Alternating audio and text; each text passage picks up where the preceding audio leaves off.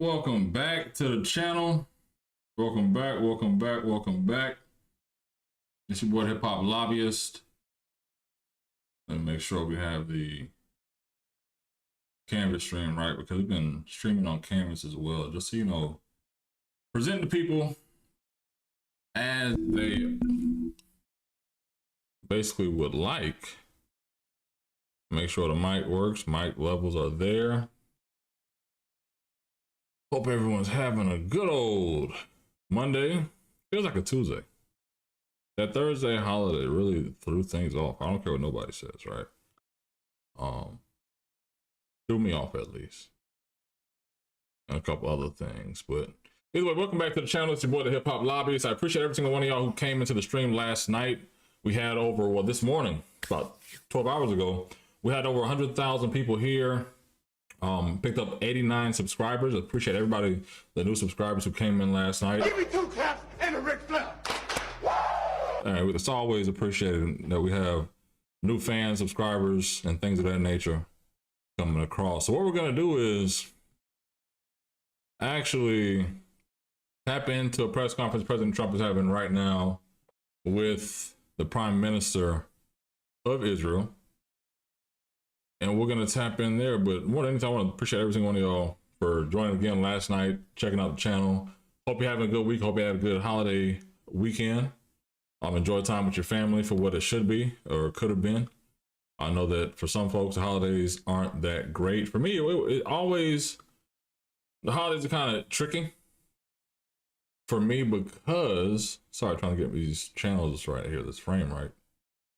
I'll get to the right window. 1 second. There we go. Holidays have been tough for me because my grandmother passed years ago on the 23rd of Christmas, 23rd of December, excuse me.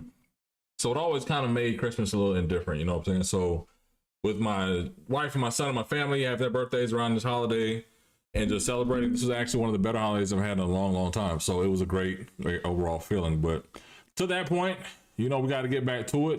Last week of 2025, we went straight into 2026. So we have another midweek hump. So that means that I get to stream a little more, even though the family's here. But they're out now, so I get a little freedom until they get back. But let's tap into President Trump, seeing what he's talking about. He's working on a peace deal in Ukraine. Let's see what he has to say about Israel and Palestine.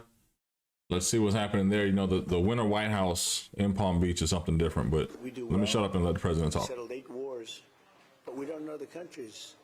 Azerbaijan. Yeah. Right? Got that right. No, it's good. It's good when you can say it. It takes a couple of days. They're actually good people. No, great. No, but that war was going on for 35 years. Armenia.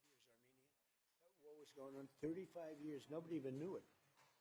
And Putin actually said to me, I cannot believe you settled that war, because I've been trying for 10 years. And I settled it in 1 day. Trade. They do trade. I said, we're going to cut you off from trade. No more trade. To both of them. Got their attention. But to both of them. I said, we're going to cut you off. No more trade. Then I put 200% tariffs on. The next day they called. We looked. 35 years of fighting, and they sucked. Do I get credit for it? No. They gave them. No, I did 8 of them. India. How about India and Pakistan? And then, so I did 8 of them. And then I'll tell you the rest of it. How are you doing? Okay? You going to all be outside, the beautiful sun? Good. Enjoy your lunch. It's a very good group. We made a lot of progress already. We had about a 5-minute meeting, and we've already settled about 3 of the difficulties. So thank you very much for being here. Thank you. No, what's even the purpose of Trump going live and saying he's going to have a press conference with Netanyahu if they don't even address anything? Absolutely sickening. He's like, okay, we're having lunch, a bilateral meeting on nothing, whatever, right? Let me pick up where I left off last night with Congressman Byron Donalds ripping some of the Democratic strategy. Now, as you know, Democrats have been making some huge headwinds throughout the country. Not only winning the mayor of Miami seat, which is very recent, flipping a decades-old entrenchment Republicans had, or really Democrats couldn't gain a hold of as the mayor of that city, because there was an independent mayor for a while, but also the mayor of New York as well, along with Virginia's governor and some other places. And while that keeps curtailing and boiling up, you have my man Byron Donalds, who is running for governor of Florida, who is really taking a chisel to the ice block that is a Democratic strategy. Let's hear what he has to say here from the Fox News piece, just overall to see what they're talking about as well. But more than anything, thank you all for tapping in with your boy this afternoon, man. All right. In an attempt to revamp Democrats' image, more lawmakers are pledging to disrupt the system. But the party is yet to offer an agenda of its own. Let's bring in Republican Congressman Byron Donalds, who is running for Florida governor. Congressman, thank you so much for taking the time to talk to us. For years, Democrats have stood for pretty much anything that is not President Trump. And I want to show you this piece from the New York Times. The headline is, "Can Democrats reinvent themselves as Washington disruptors?" With the subline, "Since President Trump's rise, Democrats have served as defenders of a political system many Americans believe is broken." Now the party is trying a new approach. Of course, health care has become a big issue, but where is the rebrand here? Am I missing it? I have no idea what they're going to do, because everything that the Democrats stand for is what the American people have soundly rejected. They stand for open borders. The American people rejected it. They stand for rampant illegal immigration. They stand for criminal illegals coming into our country. They stand for the drug cartels having control of our southern borders. And last but not least, they stood for the inflation that crippled so many American families. That was Democrats that voted for Joe Biden's economic plan, which led to higher inflation for the American people, a stagnant economy, wages adjusted for inflation were down, and they're going to rebrand themselves. I didn't even get into the crazy social agendas around transgenderism and boys and women's sports. That's what they stand for. Those are the policies they want to go back to. So what's the rebrand going to do? Are they going to get more crazy? They're going to follow Zoran Mamdani? I don't think that's going to work for the American people. Americans want sound borders. They want a sound economy. They want prices to be stable and to lower. They want more money in their pocket. They really want to thrive. They want the American dream. Democrats don't stand for that. Look at the policy sets. You could put AOC or somebody else out in front, but it's the same policies, which means it's going to be destructive of America. And the approval rating for the American people assessing Democrats in Congress is not flattering. Take a look at this from a Quinnipiac poll. Only 18% approve, 73% disapprove. What's your assessment of your colleagues across the aisle? My assessment is that they're following crazy. Now, instead of being big D Democrats, now they want to be democratic socialists, which is basically communism. That's not going to work if you're trying to get the American people to put the reins of power in your hand. Now, I will also say, as a Republican, we have a lot of work to do around health care. It's not just about subsidies. Obamacare has to be completely overhauled top to bottom. Republicans, we have a responsibility to do that while also fixing the health care system more broadly, making sure that we're not subsidizing insurance companies. Let's put that money in the hands of the American people. Let them decide where their dollars go. Make sure they have more choices and more opportunity when it comes to health care. But if you listen to Democrats, they don't want more options for the American people. They want to move to single payer health care. That's the antithesis of choice and options. That's going to drive everybody into one governmental system. And please, somebody tell me the last time a one-size-fits-all governmental system worked for the American people.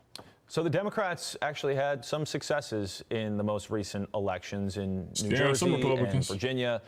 They're not doing well financially right now. I want to show you this graphic for the DNC versus the RNC. The DNC has $12.6 million cash on hand, $10.7 million raised, $15.9 million in debt, whereas the RNC has $91.2 million cash on hand, $14.7 million raised, and the big one. I gotta pause it right there for a second, right?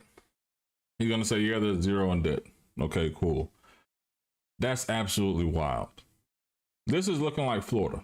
As someone who's lived in Florida majority of my life, worked in politics here 15 years, this is kind of crazy because this is what you see here. It's like there's no money to help educate people. Now, even Jasmine Crockett, we listened to her last night, the 52% of people who don't vote, that money that they're spending is kind of say, hey, how can we get out here to touch these voters, to reach them where they are? It costs. I'm telling you, those mailers cost that you get in the mail that you throw away, they cost. depending on how many people you're mailing. Those yard signs, no bullshit. The yard signs, depending on how many colors you get, like the plastic ones with the metal forks that you put in your yard, 250 of those could probably run you about $1,200, like pre-pandemic or post-pandemic, about $1,500, right? So imagine if you need to do 1,000 or 20,000 of those, right? That cost. So after a while, it's like, okay, cool. Where are you going to tap in the money from? Because a lot of people what worked for Obama to get the $5, $10, $25 contributions to build in, that was great in 2007. We're almost 20 years to that point, right? But it's really to a point of saying now, how can Democrats compete when they can't even fundraise? Because what it really ends up being, realistically, there's some billionaires out here who could be like, yeah, I'm gonna support the party bomb. Those Democratic billionaires, they're not there. And it could be the narrative and the messaging to say, okay, cool. Now we've hit the point of not just what you're saying for the middle class, what are you saying for businesses? Because at the end of the day, Zuckerberg was with y'all, Elon was with y'all. They've turned coat over time to turn Republican. And they turned on Joe Biden. And they basically laid out to say, we're with y'all, we're going to pay for what works for us.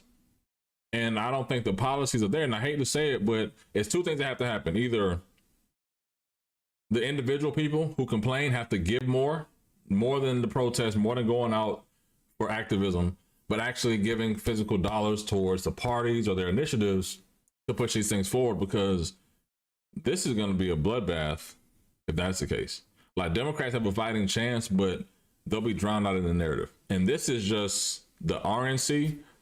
That means the states have their own, the House, Senate, all these different like caucuses or caucused money will be bundled together, and it'll be tough to get turnout when you're $15 million in debt. $15 million in debt to what? Like, what are Democrats, like, what is this debt? I don't understand that.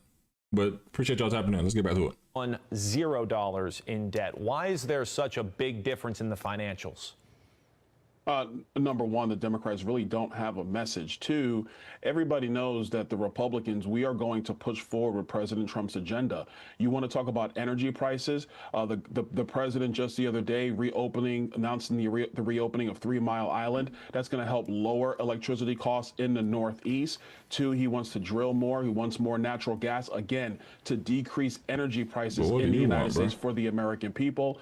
But when you look at the dollar differences between the party, I think a lot of people are saying that Democrats don't have real answers. They might try to throw a new personality out there, but that's not the policy that's really going to matter. As far as Republicans are concerned, we have to continue to embrace President Trump's agenda, get it passed through Congress, make sure that the policies begin to get enacted in our country so the American people can fully see the difference between Republicans and Democrats. I mean, if they can't raise money, that's kind of indicative that people don't want their policies. Yeah, we'll see how that difference in cash impacts the upcoming midterm elections.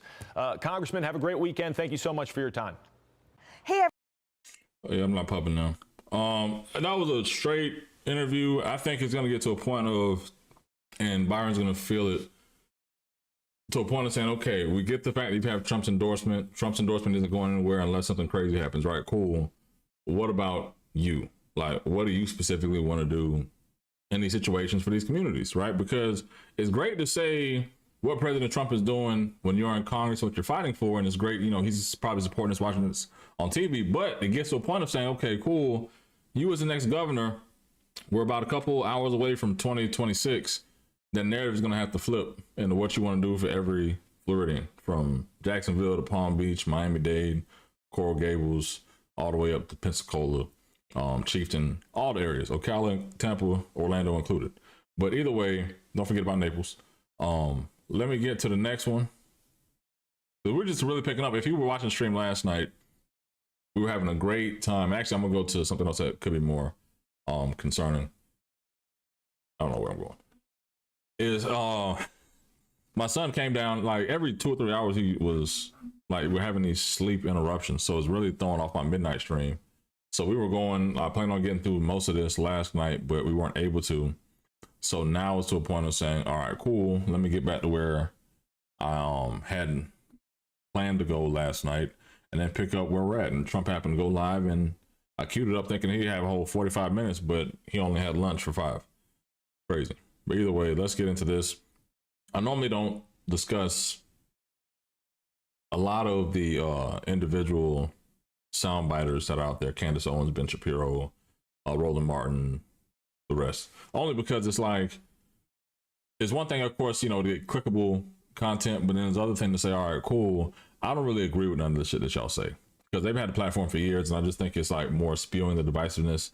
There's something unique about Candace being a black Republican who's very stuck in her ways and very pro everything until you realize, like, damn, you're just profiting on the nonsense, right? And to an extent, my man Byron Donalds doing the same thing. I think every black Republican sits back one day and really says, you know what, damn, if it wasn't for this title, I'd still be a KNWE grow to a lot of these people, and they probably wouldn't associate themselves with me. So to that point, they have to go to a point of saying, all right, cool, I'm gonna go far right. I'm gonna go so far right, I'm gonna start believing this, like eating McDonald's every day. It's like, it's gonna be impact my body, my system, my thought process, but it's there. Like, honestly, go to sleep every night with Fox News on for like 60 days. You may all of a sudden be more conservative in your dealings just because you hear it so much. You're trying to ingrain, like, you know what? Your brain kind of makes it make sense based on, I guess, what you adapt or what you take in, right? But there's been a faction of not only the Candace Owens, the Nick Fuentes, the Tucker Carlsons, who have made kind of this pivot, I guess, on their side after Charlie Kirk's demise. That's really kind of says, okay, cool, where's the new Republican regime party going? Now, Nick Fuentes, a little extreme for my stuff. I really haven't like reacted to a lot of his stuff because, how can you say, it's kind of tough to like deal with a racist and not call it out, because I try to stick in a policy lane outside the narrative, but the narrative is kind of, you know, pushing. But all put together, really wanted to see this piece about if Candace Owens and them were cancel culture, Tucker Carlson, Nick Fuentes, if they're going to be like a thorn in the side of Republicans. Nick Fuentes, I can see it, right? Even here locally, I'll get to it in a second. We had a school board member in Clay County, and Billy Corbin put this out. It's already hit millions of views over the Christmas holiday, right? Where he said, hey, he's serving on the school board, you know, educating kids, focus on that. But he says 80% of the interactions he's had with black people have been negative. And in his video, he kind of says like, hey, I kind of agree with Nick Fuentes. Only 20% of black people I've ever seen in my life, I've had positive interactions with. 80% of them have been negative. And it's like, damn, okay, that means out of 10 black parents that you see, 8 of them you really don't fuck with. And it's kind of crazy to think that you're a school board member thinking that way, right? So now it's like, now that there's more of an open wound, that makes people feel uncomfortable. Because if you know history, you do understand that, okay, cool, the only reason the civil rights movement was kind of effective is because of TV. Right? People don't want to really put that out there, because when you're reading the newspaper, if the newspaper of the lynchings that happened in Alabama got to St. Louis or New York or other places, right? If that got there in the paper, you read about it, maybe you don't, it's like, oh, damn, I feel bad, it's crazy, right? But when you see it on TV, it's kind of like with social media now, everybody with their phones that put up, hey, officer, you see what the fuck you're doing, and it kind of body cams everything. It kind of transforms how we look at things. But it does get to a point, rambling here, where kind of lost my thoughts in the ramble. All this divisiveness and bullshit that they're spewing out, again, could be a thorn in the side of the Republicans. I know where I was going. Sorry. So yeah, now that people see all the nonsense and they hear the Nick Fuentes, it's like, you know what? I don't agree with all of that. I see where you're going, but it's not just satire. It's like racism. It's kind of crazy. But to the point, we spend 4 minutes here, see what they have to say about, should Tucker Carlson, the conservative leaders, cancel Candace Owens and Tucker Carlson, and possibly, I guess, Nick Fuentes. America Fest was overtaken with a single urgent question. Do far-right podcasters and conspiracy theorists have a place in the conservative movement, or should principled conservatives show them the door? Should conservative leaders make it clear that there is no room for white nationalists, Holocaust deniers, and proud racists? Or is that kind of gatekeeping too close to the left's cancel culture? And should it be abandoned for an open door policy? Do people like Candace Owens, who blamed Charlie Kirk's family and friends of being complicit in his murder, or Tucker Carlson, who gave a cozy interview to a white nationalist, Nick Fuentes, have a seat at the table, or are they beyond the pale? This debate has come to define the conservative influencer sphere, and it dominated America Fest. Ben Shapiro gave the opening salvo with an impassioned speech about the importance of setting limits and keeping out the racists, the cranks, and the anti-Semites. The conservative movement is also in danger from charlatans who claim to speak in the name of principle, but actually traffic in conspiracism and dishonesty, who offer nothing but bile and despair, who seek to undermine fundamental principles of conservatism by championing enervation and grievance. These people are frauds, and they are grifters, and they do not deserve your time. His speech became fodder for many of the speeches that then followed, including Tucker Carlson's and Steve Bannon's, both of whom denounced Shapiro and the whole idea of gatekeeping. On Sunday, the vice president himself took the stage and took a side. He threw his weight behind the Carlson wing, opposing the idea that conservatives and the conservative movement should have limits. President Trump did not build the greatest coalition in politics by running his supporters through endless, self-defeating purity tests. I didn't bring a list of conservatives to denounce or to deplatform. Now, this wasn't surprising. After the Carlson interview with Nick Fuentes, the vice president demurred from denouncing the white nationalist, though Fuentes had used a racial slur about Vance's own wife, Second Lady Usha Vance. Many, including the vice president, want you to believe that the split is not over racism, but over Israel, that it separates people who are very pro-Israel from those like Carlson and Vance, who supposedly understand that young people don't like Israel and want us to cut ties with it. But as Turning Point's own polling found, this is nonsense. Just 13% of those in attendance don't see Israel as an ally. Charlie found something similar when he polled young people at the last Student Action Summit. 73% called themselves pro-Israel. The divide is not over Israel. It's over those who are too afraid of Candace Owens and Nick Fuentes to say in no uncertain terms, you guys are bigots and true conservatives should be able to denounce that. And those like Vice President J.D. Vance, who are too afraid to do so, too afraid to alienate the support of Holocaust deniers and white supremacists and people who would blame a grieving widow of being in on the murder of her husband. After he spoke at Turning Point, an interview with the vice president was published in a British publication in which he did, finally, denounce the man who had attacked his wife. But even then, he blamed both sides. Quote, "Let me be clear," says Vance, "anyone who attacks my wife, whether their name is Jen Psaki, former Biden press secretary, or Nick Fuentes, can eat it." Now, let it not escape your notice that Vance didn't denounce Fuentes from the Turning Point stage, where he had a live audience of 30,000 young conservatives and a televised audience of millions more. He saved it for an online publication that isn't even American. Truly, a profile in courage. For those already anointing the vice president as the GOP nominee for 2028, you might want to slow your roll. Leadership is about having principles and standing up for them, no matter the blowback, not being afraid of offending actual Nazis. Thank you for watching. I guess. I mean,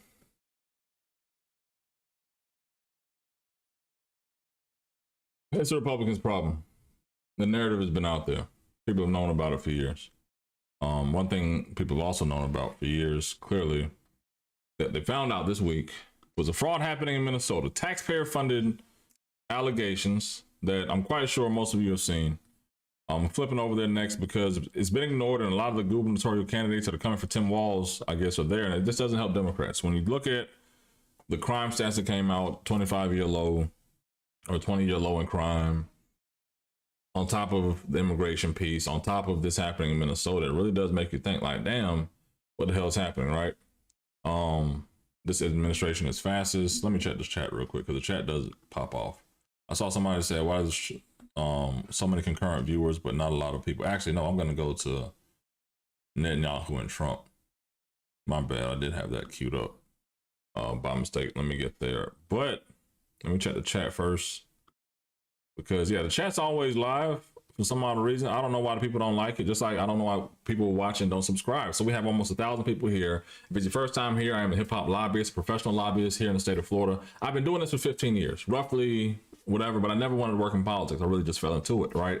From there, I've helped elect members of Congress, also helped Florida State University, Florida A&M University, Miami-Dade, Broward, Palm Beach County, City of Orlando, a lot of different things. But roughly 10 years ago, branched off on my own, 11 years ago, to really say, you know what, how can I give people a seat at the table? Because I understand the political process, how it needs to work, how it works behind closed door as a lobbyist.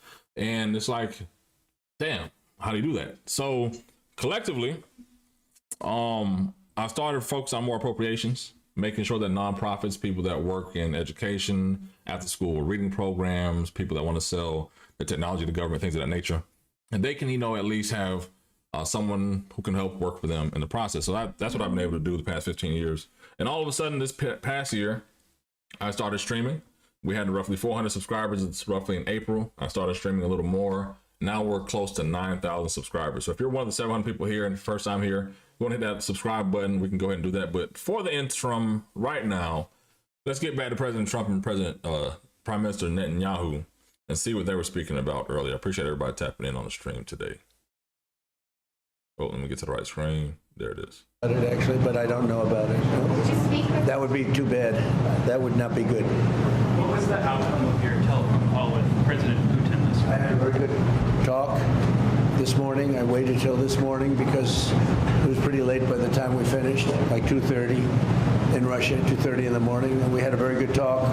We spoke at 8 o'clock in the morning our time, and it was a very productive talk. I mean, we have a few very thorny issues, as you can imagine. He knows about thorny issues probably better than anybody in the world, but it's working out. We have a couple of issues that we're going to get resolved, hopefully, and if we get them resolved, you're going to have peace. You're going to have Ukraine. They're losing 26,000 soldiers a month. Can you believe it? A month, 26,000 young, beautiful soldiers, and plus some people in Kiev, and relatively small, but a lot, still people, and it's a lot of people.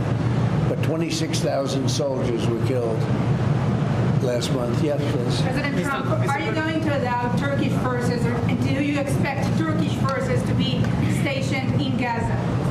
So I have a great relationship with President Erdogan, and we'll be talking about it. And if it's good, I think that's good. And a lot will be having to do with Bibi. We're going to be talking about that. But Turkey's been great, and he's been, excellent as far as I'm concerned. I don't know about you. To me, he's been very good. Can you guarantee that?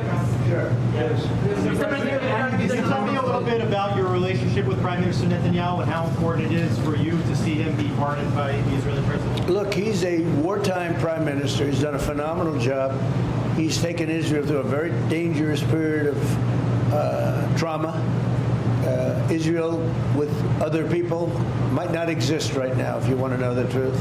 That's a pretty big statement, but it's true. I feel that. You had the wrong prime minister. Israel right now would not exist because they were met with a force, the likes of which very few countries could have handled. And we worked together, and we were extremely victorious, to put it mildly. Now I hear that Iran is trying to build up again, and if they are, we're going to have to knock them down. We'll knock them down. We'll knock the hell out of them, but hopefully that's not happening.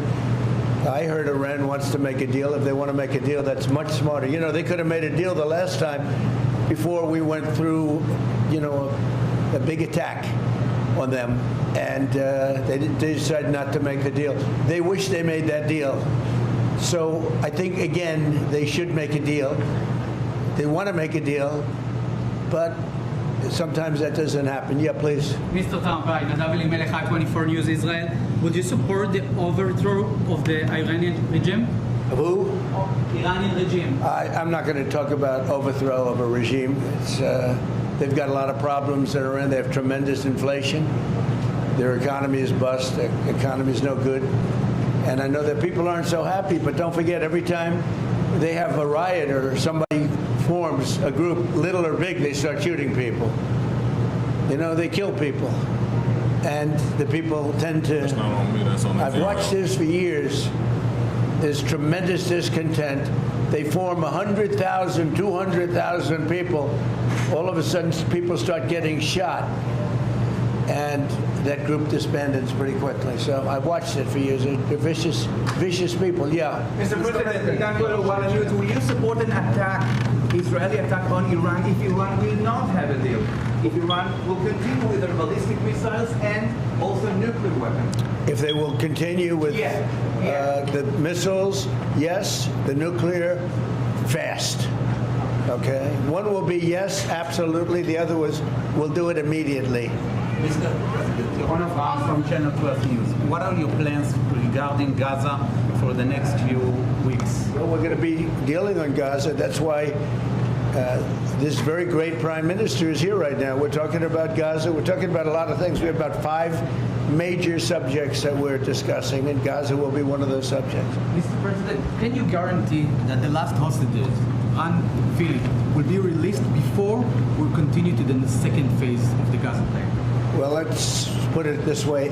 Every hostage just about that's been released was released because of me, Steve Witkoff, Jared Kushner, my whole team, Marco Rubio, Pete Hegseth. They were all released because of us. None were released in the Biden administration. None. They were all released because of us. Then we had a lack of releases with respect to the dead. And all of a sudden they started coming back because I said, nope, you said you were going to. We have one wonderful young man whose parents are right now inside. And he's, what beautiful parents, a beautiful brother, sister, and like a beautiful family, and they're waiting for the son. It's the only one left, and we're doing everything we can to get his body back. And the parents just said, hopefully he's alive. And I said, I'd love you to think that way. Okay? President Trump. Everything we can. Do you have President Trump? Out of all of these people, and I'm not just talking about the final 20. Right. Look at all of the people. What do you think the total number is? 255. 255. 254 came out. One more. Think of that. And we got them all. President Trump. President Trump, does the reconstruction of Gaza? President Trump, does the reconstruction of Gaza? Does the reconstruction of Gaza will begin even before Hamas is disarmed? I think it's going to begin pretty soon, yeah. Before Hamas He's looking forward to it, so am I. Look, what a mess. What a mess it is. And it's been a mess for centuries, really. It's been a mess for a long time.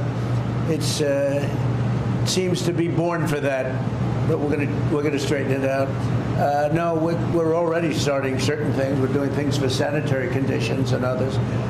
But Gaza's a tough place. You know the expression, it's a tough neighborhood.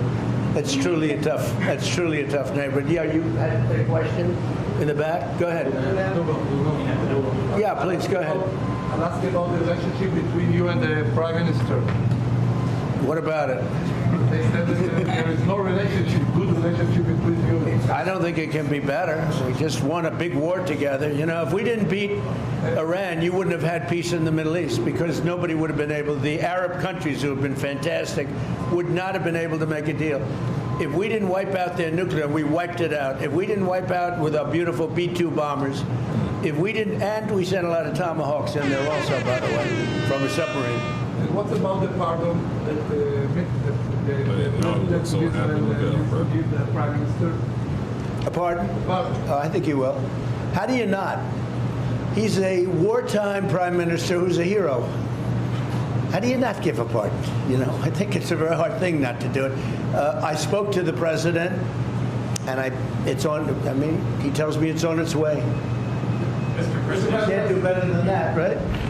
Please. Mr. President, can I follow up on Venezuela? Was the facility taken out by the U.S. military, or was it another entity like the CIA? Well, I don't want to say that. I know exactly who it was, but I don't want to say who it was. But you know, it was along the shore.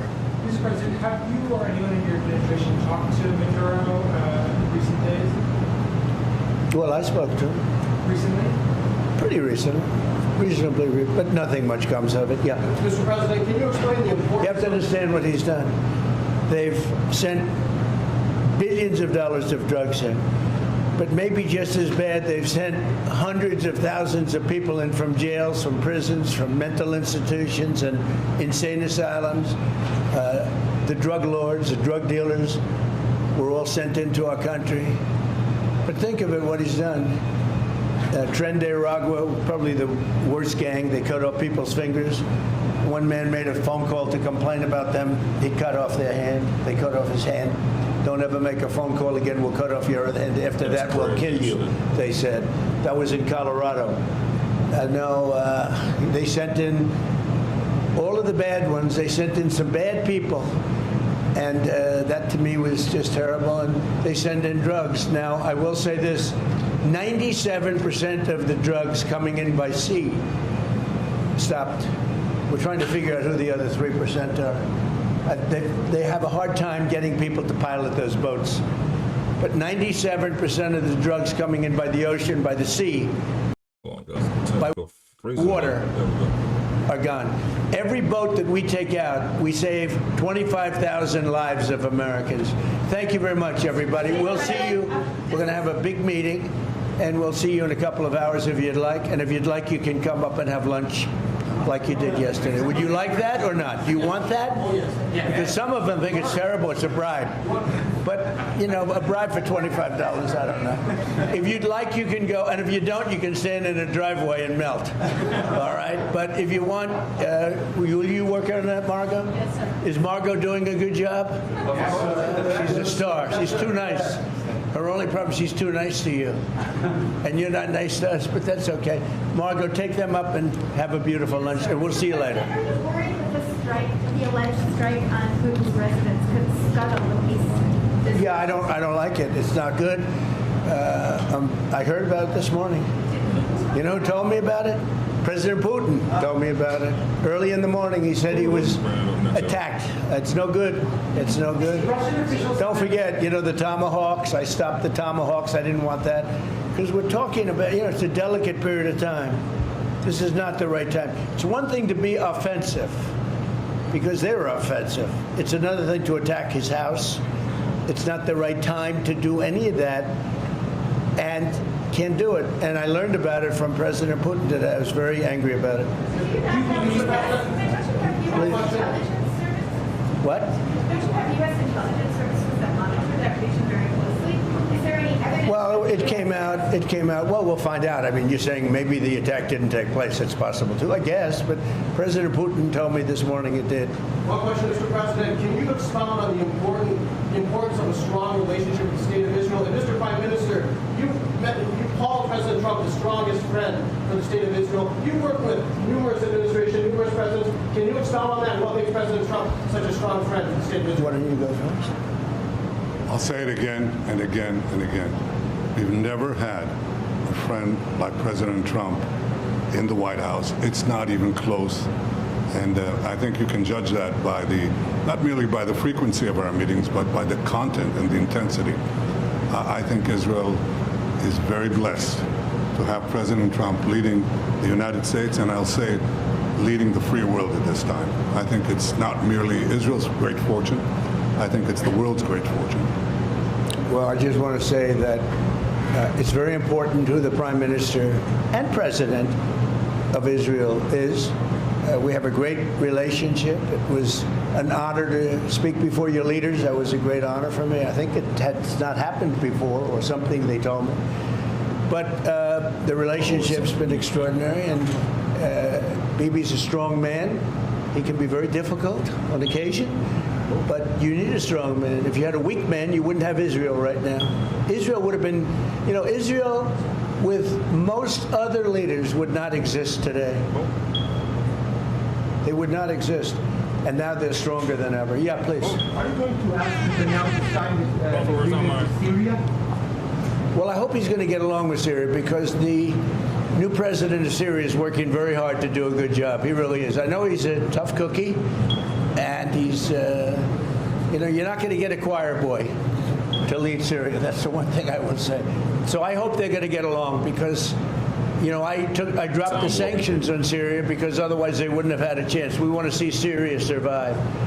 So we're going to be talking about Syria too. Okay. Thank you very much, everybody. Have a good time. Go have a good lunch. Prime Minister Netanyahu, there's a lot of facts regarding. You know, after you hear these things, I think better to quit now. Thank you. Thank you. I was straight. I think, you know, it's always good to see the president being diplomatic in some aspect, but I know that there's a strong contingent of people who are anti-U.S. money going to Israel, anti what's happening with Palestine and Israel. A lot of people who are like anti-Netanyahu, even some Republicans. So I listen, hey, they're not fucking with all this. However, this is the reality of where we're at, right? And y'all here watching with your boy. So this is going to tap into something that President Trump brought in, because yesterday they did talk about, you know, Zelensky meeting with Trump, talking about some kind of peace deal. And then all of a sudden, Putin's house gets bombed. So let's tap in here, see what we have here. Also, I believe President Trump should be going live again soon. So we'll be going to that press conference shortly as well.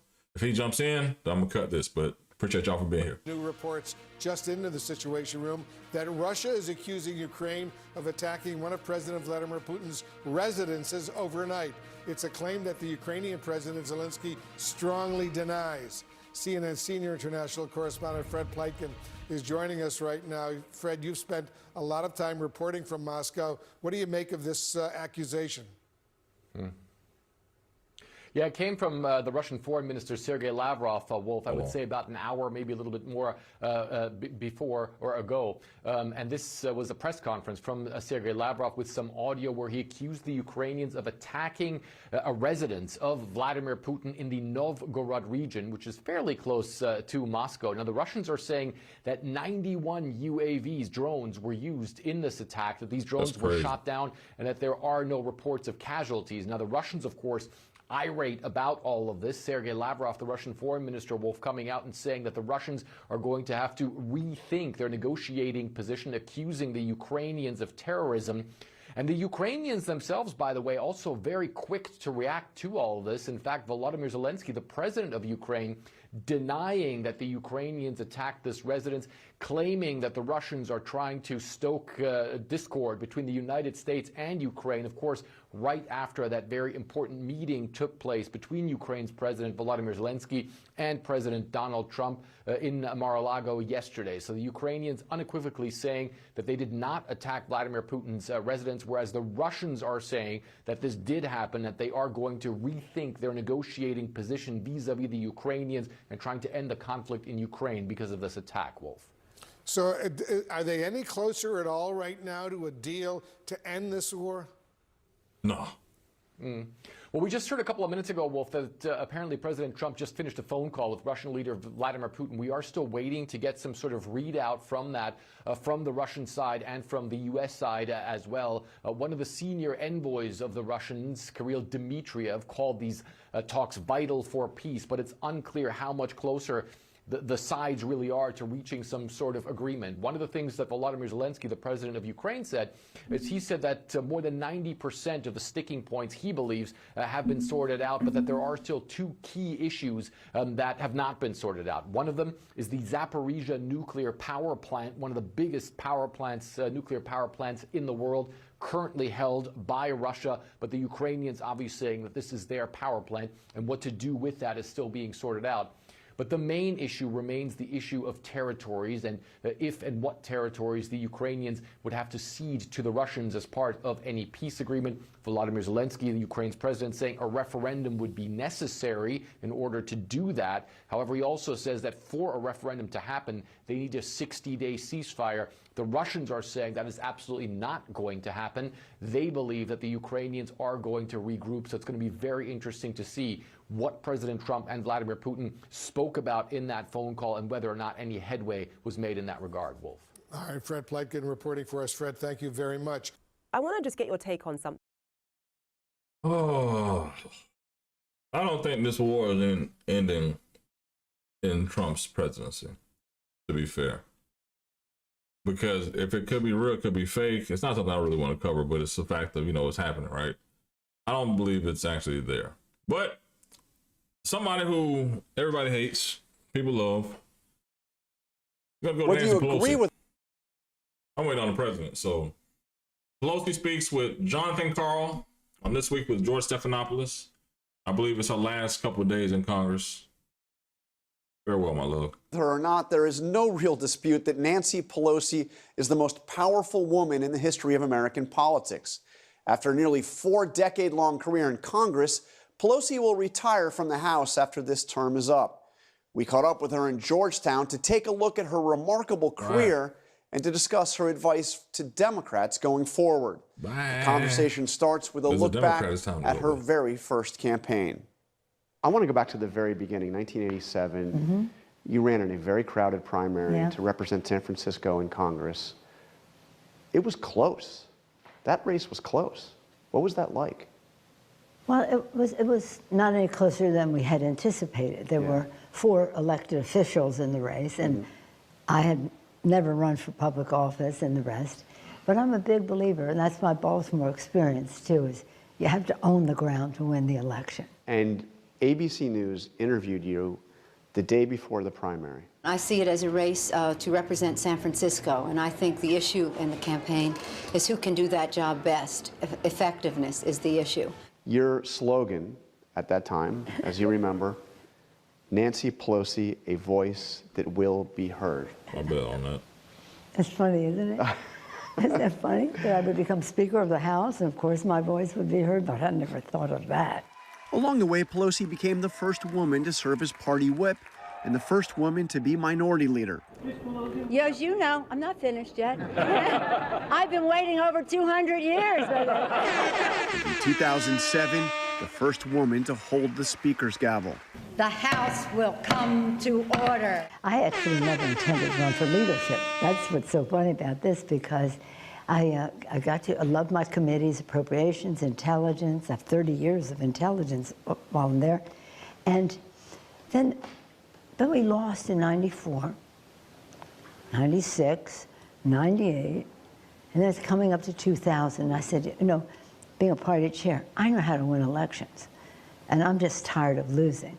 I want to talk about your relationship with Trump, because there were some real defining moments and certainly some defining images. I mean, you stood up to him and his team in the cabinet room. There was the you're ripping up his speech in the State of the Union address, the Oval Office meeting with you and Chuck Schumer, where you really get into it with him. What is your advice to Democrats on how to handle Trump? Well, let me just say this first. All of those incidents you mentioned were spontaneous. We went to the cabinet room to have a meeting, leadership and the leadership of the executive branch on security and the rest, and it was a horrible meeting. I think those people must have been embarrassed. If you look at the picture when I'm looking at them, they've got their heads down. Yeah, you see General Milley's kind of looking down. But you know what I'm saying when I go out the door? What? I'm leaving here because I've had it with you, Mr. President. With you, all roads lead to Putin. And they put that picture out. Yeah. We're not even allowed to. They put that picture out and said, "Crazy Nancy's unhinged," or whatever they said. No, they did me a big favor. It was I got more requests to sign that picture. People like the tearing up of the speech. I didn't intend to go to speech to tear it up, but the first part of it, I tore a page because it was lying. And then the next page, and then the next page. I thought it was a manifesto of lies all throughout. So I better just tear up the whole speech. Now, the speeches are on strong paper. They're so you have to do it a few times to get it done. But I had no intention of doing it. I thought my staff was going to die. But throughout all that, was there ever a moment where you thought you could actually work with Donald Trump? Yeah, of course. I mean, when we have an election, elections are elections. You respect the results, and we try to work together. So if the Democrats win the House back? No. When? Okay. When the Democrats win the House back, then we will. So how does the next Democratic Speaker of the House deal with Donald Trump? What would be your advice? You've been there, you've done it. Just do your own thing. Just be yourself. Hakeem Jeffries is ready. He's eloquent. He's respected by the members. He's a unifier, and he will have. You have no doubt it will be Hakeem Jeffries. None. And I mean, do they go into investigations? Do you have more impeachment, another impeachment round, or do you try to deal with him and get something done on all the other issues? Of all the people, you gonna talk about Timo Obama ass?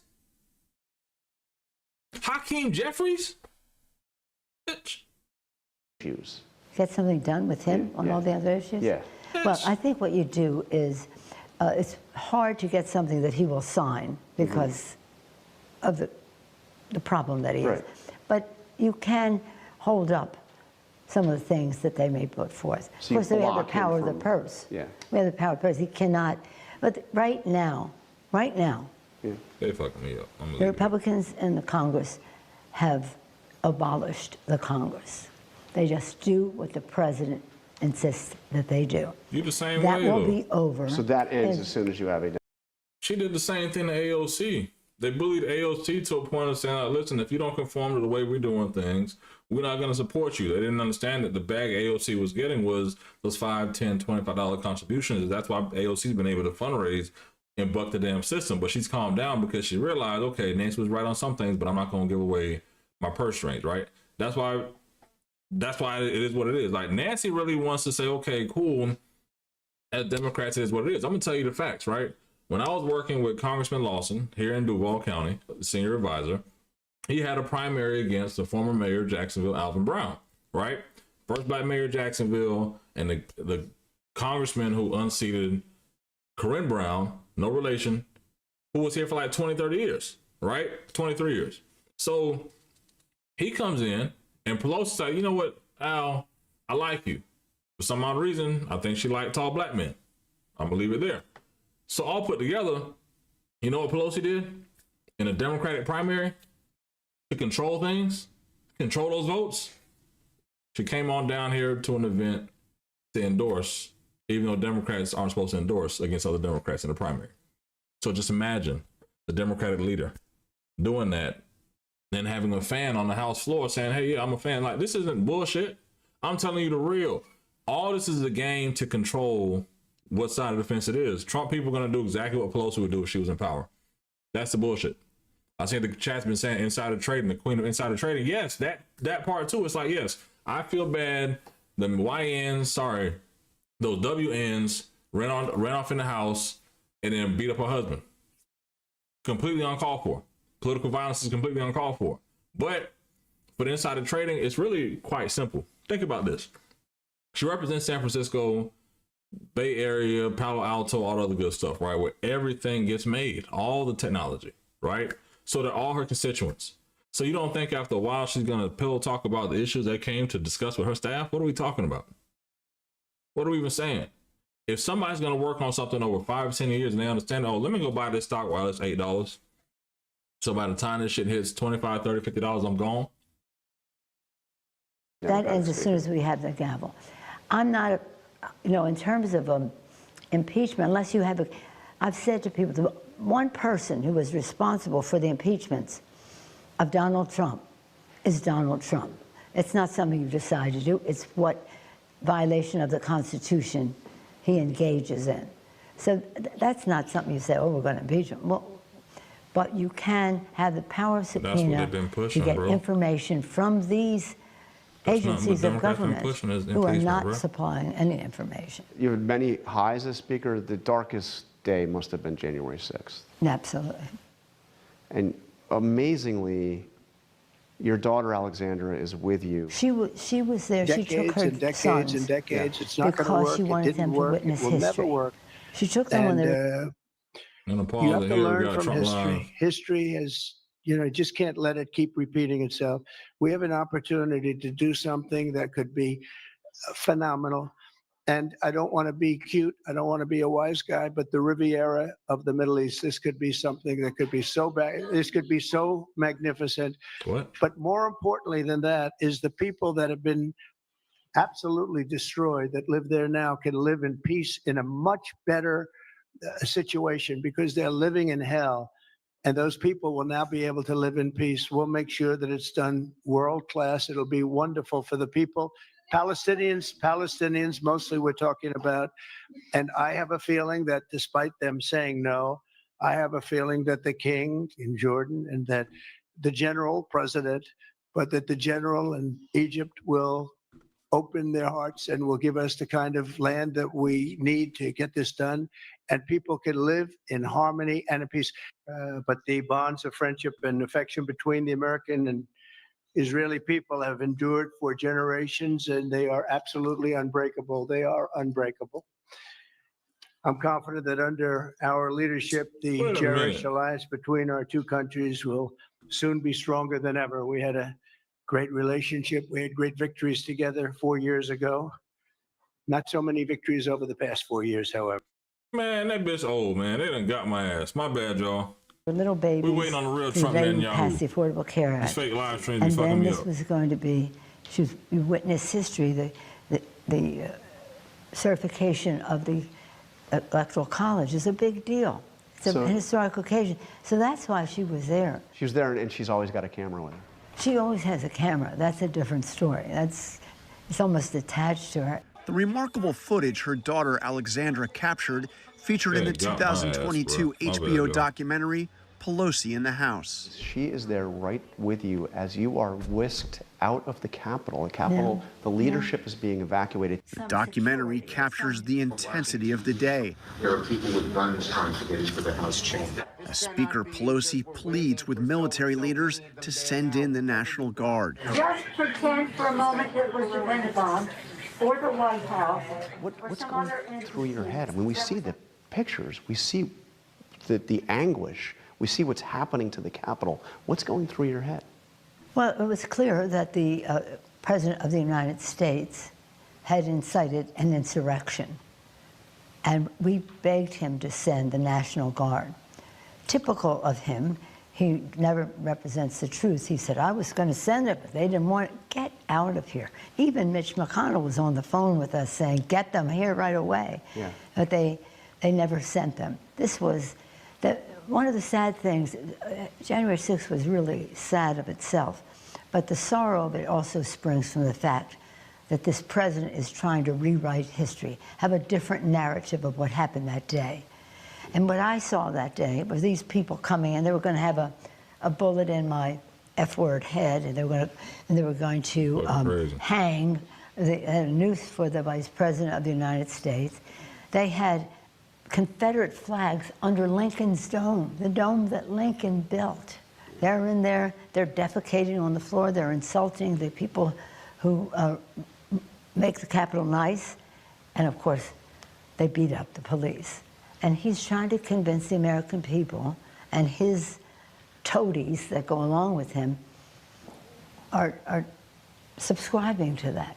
And that's why we just cannot let that happen. That's what happened that day was horrible. It was an assault on the Capitol, the symbol of democracy to the world. It was an assault on the Congress, the day we honored our responsibility. And I hate to say it, people just stopped giving under a the fuck Constitution to... Sorry. People stop giving a fuck. To be all the way fair, I don't think I've heard a January 6th argument from anyone who's not super liberal. I don't even mean like right here left, all the way left, like my backyard left, right? I don't understand like why that's still a thing. Like I get it, I do understand, sorry. I understand why it's still a thing. I don't think it's an issue where people are going to the store like, damn, they attacked America. I need to feed my family. I'm still worried about when they're going to prosecute all these people. Now, letting them off and everything else is kind of crazy. But at the end of the day, it's like, bruh, what you expect from this gangster motherfucker named Trump, bruh? Y'all do this shit for me. And when I get it back, I'm going to release y'all ass. And this motherfucker did it. It's fucking crazy. It's fucking crazy. But listen, I don't think, honestly, there are enough people out there in the world, in America right now to say, you know what, yes, it's happened. They reelected this man. Because one or two things either happening, right? Either everything they talked about in the scandal about stealing elections has been happening, and he was really supposed to win the last one and it didn't fall through, and they came back and stole this one. Or people didn't care enough to not vote for him a second time. Because everything was Antifa. Right, you can even see it now. It's Antifa.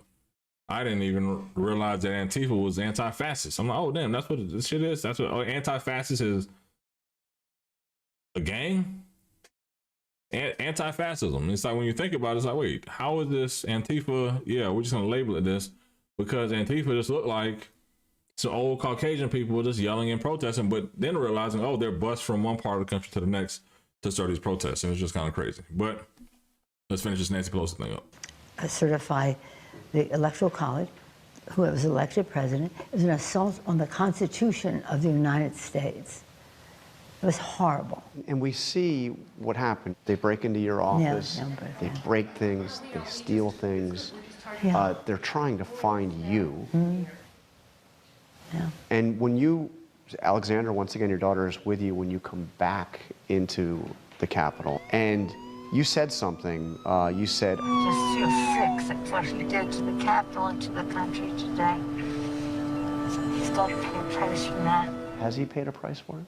No, he's the president of the United States now. But he'll pay a price in history. What really was bothering me at that time was, I'm respectful of the office of Speaker, and I'm sorry that things got broken, but what I was really concerned about was the trauma it caused for the members of Congress, our staff, but everyone's staff. Everyone's staff. And unfortunately, people moved on. Now, I got to go be a good husband, consultant, dad, wife, all the other good stuff. So I got to cut the stream short, but if it's first time here, I appreciate y'all tapping in. We've had over 99,000 people tap in on the stream today. Let me just double check. Hold on. We thought 95,000, over 800 of y'all here right now. First time here, I appreciate you if you're here for the first time. Go ahead and subscribe. We're trying to hit 10,000 before the new year. If you can help us reach 9,000 today, that'll be very much appreciated. But more than anything, all I ask is when you lay your head on that pillow at night, I gave you everything I had. Again, over 85,000 of y'all, or 95,000 of y'all here today. Also, over 700 of y'all here right now. Appreciate it for tapping in with your boy. Please make sure you subscribe, sign up for notifications if you want to. Like, subscribe, share. Let's make sure we can hit 10,000 before the new year. Y'all have a good day. I'm out, man.